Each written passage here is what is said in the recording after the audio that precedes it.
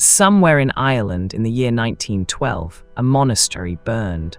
Not all of it. The chapel survived, the dormitory survived, but the scriptorium, the writing room where the monks had spent 40 years copying manuscripts, was gone in a single night. Every book, every page, every word that had been copied there.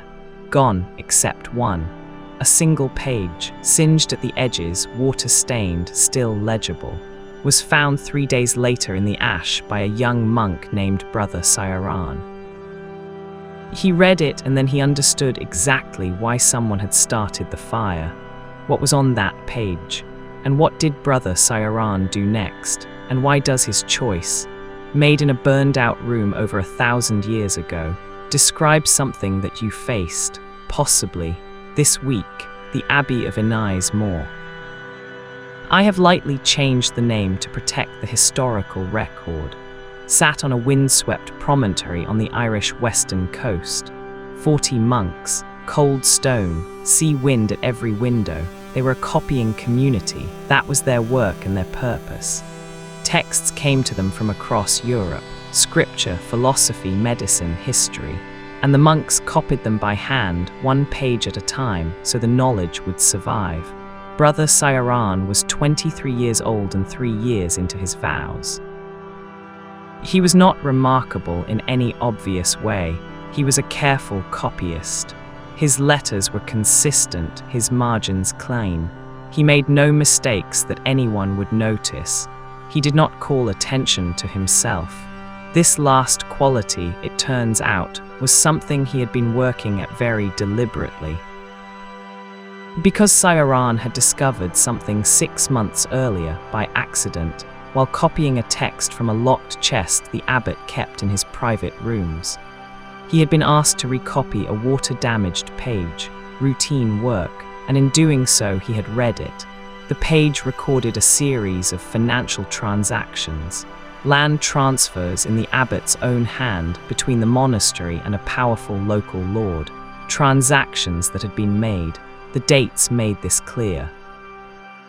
Using funds donated by families in the village, funds given for the poor, funds that had instead bought the abbot political safety with the most dangerous man in the county.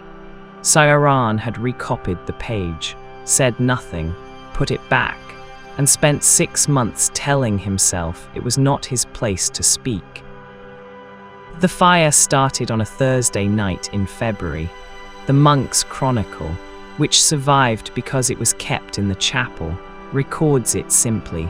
The scriptorium burned. The cause is not known. But Brother Ciarán knew, not with certainty. He had no proof, but he knew the way you know when two things you have been keeping separate suddenly line themselves up in front of you. The local lord had visited the abbey 2 weeks before the fire.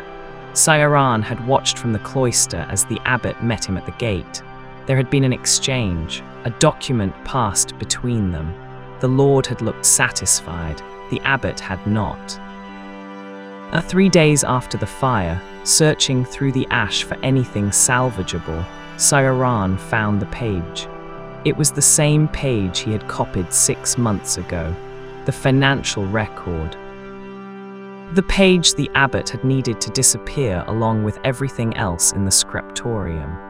The fire had been thorough, but not thorough enough. Ciarán stood in the ash and held the page and thought about what came next. He could put it back in the ash, walk away, say nothing. The community needed stability. He was a young monk, 3 years in, no standing, no authority. Who would believe him against an abbot? Who would thank him? What would happen to him if he spoke and was not believed? These were not unreasonable questions. They were, in fact, the same questions that keep most of us quiet about most things, most of our lives. Brother Ciarán did not confront the abbot. He was not reckless. He was not naive. He understood exactly what kind of man the abbot was and what kind of power the Lord possessed. Instead, he did the one thing that was available to him, the one thing he was actually trained to do. He copied the page 3 times, carefully, precisely, in the same hand he used for every manuscript he had ever worked on. He dated each copy. He noted in a margin where the original had been found and in what condition. He described what it recorded. Then he did something that, in the context of a 10th-century Irish monastery, was a significant act of courage. He addressed one copy to the bishop 2 days' ride away, one to a sister monastery he had never visited, and one he kept, folded inside the binding of the plainest, most unremarkable book he owned. He did not know if the copies would arrive. He did not know if anyone who received them would act. He did not know what would happen to him. He sealed them. He handed them to a traveling merchant who passed through the abbey each month. He said nothing to anyone else. He went back to his cell, and he waited. The chronicle becomes sparse here, which is itself a kind of record. What it does say is this: 6 weeks after the fire, the bishop of the diocese arrived at the abbey unannounced.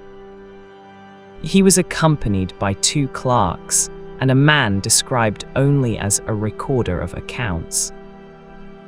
The abbot received him, showed him around the burned scriptorium, was hospitable, was calm. The bishop stayed 3 days. When he left, the abbot left with him. The chronicle records this without explanation. The abbot departed with the bishop's party. Brother Ciarán was appointed to lead the community in the interim. There is no further record of the abbot in any document from that monastery or diocese. As for Brother Ciarán, he is mentioned once more in the chronicle 11 years later as the master of the scriptorium, the man responsible for supervising all copying work in the rebuilt writing room. His name appears on 12 surviving manuscripts from that period.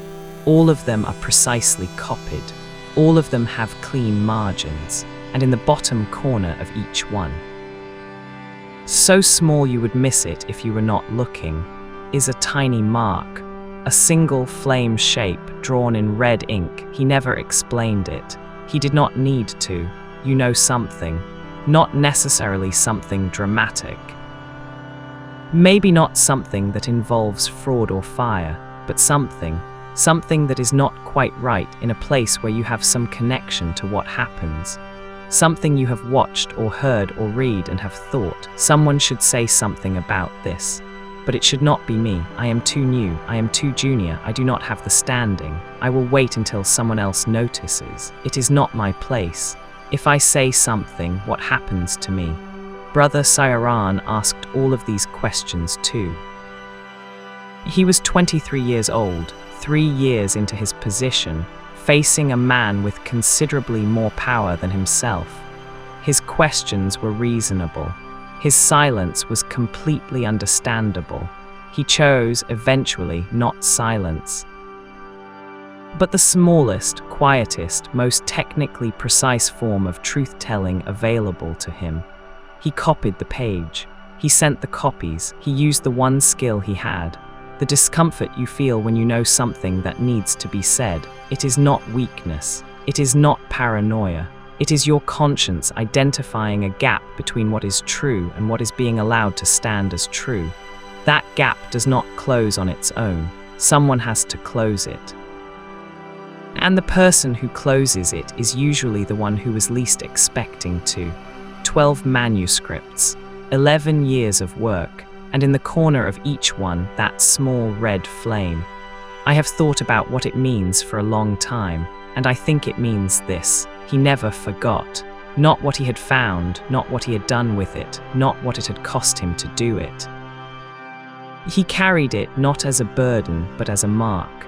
Something that said, I was here, I knew, and I did not pretend otherwise. There are things in your life that deserve that mark. Not a fire, not a confrontation. Just the quietest, most precise, most truthful version of what you are actually able to do. If this story found you at the right moment, share it with someone who is holding a page right now and wondering what to do with it. And if you want more of these forgotten stories that say something true about right now, subscribe. I put out a new story just like this every single week, because honestly, I think we all need a quiet moment to just slow down and reflect. So, thank you for spending your time with me today. Take care of yourself, and I will see you right here next week.